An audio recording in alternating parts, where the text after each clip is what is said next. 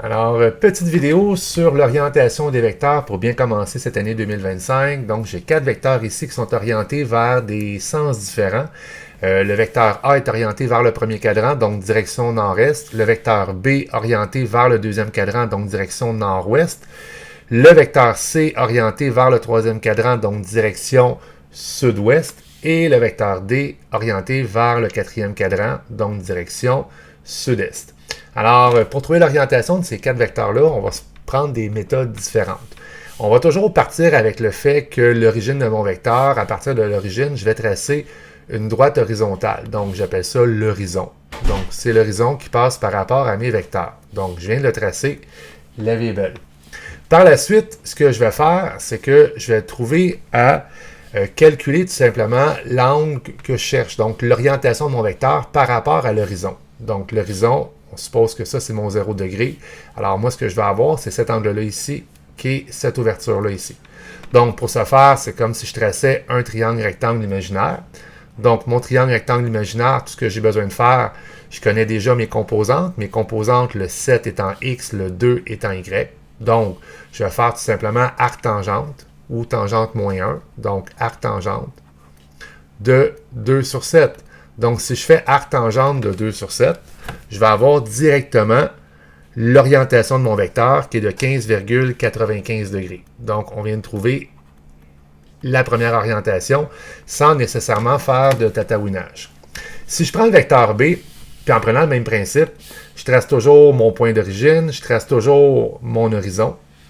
Je vais me rendre compte que cette fois-ci, l'orientation du vecteur me donne un angle qui est plus grand que 90. Donc, l'orientation de mon vecteur, c'est ce que je viens juste de mettre en rouge ici. Alors, le plan ici, ça va être tout simplement de trouver l'angle en bleu qui se trouve à être l'angle supplémentaire. Donc, c'est l'angle supplémentaire à mon angle en rouge. En faisant encore une fois arc-tangente du côté opposé sur le côté adjacent. Donc, mon côté opposé vaut 5, mon côté adjacent vaut 3. Donc, je fais toujours arc-tangente de 5 sur 3. Donc, côté opposé sur côté adjacent, donc le Y sur le X. Et dans ce cas-là, je vais arriver directement à 59,04 degrés. Donc, j'arrive à 59,04 degrés. Mais là, il ne faut pas oublier, c'est mon angle en bleu. Alors, si je veux trouver l'angle qui se trouve à être supplémentaire, ben, je vais faire 180 moins 59,04. Donc, si je fais ce calcul-là, attendez un petit peu, 180 moins 59,04, j'arrive à, erreur de ma part, donc 0,04, j'arrive à 120,96 degrés. Donc, c'est normal que j'ai un angle obtus, donc compris entre 90 et 180. Si je vais pour l'exemple C, l'exemple C, cette fois-ci, j'ai un vecteur qui est orienté vers le bas, à gauche, donc orienté vers le troisième cadran.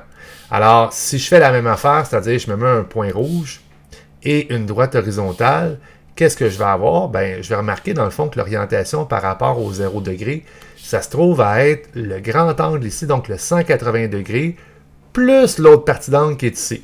Donc, l'autre partie d'angle, je vais la mettre en bleu. Le 180 degrés est déjà, lui, pour sa part en rouge. Donc, on va faire la même chose encore une fois. Donc, c'est-à-dire que je trace mon triangle rectangle. Je vais faire encore arc-tangente du Y sur le X. Cette fois-ci, en mettant mes valeurs positives. Donc, je fais arc-tangente. Donc, tangente moins 1 de 4 sur 2. Si je fais ce calcul-là, je devrais arriver, je l'ai fait tantôt, à 63,43 degrés. Donc, 63,43 degrés. Et ça se trouve être mon angle en bleu, mais il faut que je l'additionne à 180 degrés. Donc, si je fais 180 plus 63,43, je vais arriver à un angle final de 243,43 degrés, qui se trouve à être compris entre 180 et 270, vu qu'on est orienté dans le troisième cadran. Et pour le dernier exemple qui a l'air compliqué, mais en fait, il n'est pas si pire que ça, qui va aller rejoindre le premier exemple, on va faire encore la même affaire, et cette fois-ci, on va garder les signes. Donc, si je fais directement arc-tangente, du Y sur le X, mais cette fois-ci, je vais faire moins 1 sur 6, ben, je vais arriver directement à moins 9,46 degrés. Donc, moins 9,46 degrés, qui se trouve à être finalement l'angle négatif par rapport à l'horizontale. Donc, ce que je suis en train de dessiner ici en rouge. Si tu vas avoir la valeur de l'angle positif, ben, tu as juste à faire 360 moins 9,46. Donc, si je fais mon calcul de 360 moins 9,46, je vais arriver à 350,54, qui se trouve à être une autre façon de représenter l'angle si je veux l'avoir de façon positive. Donc, c'est 4 façons de voir les choses.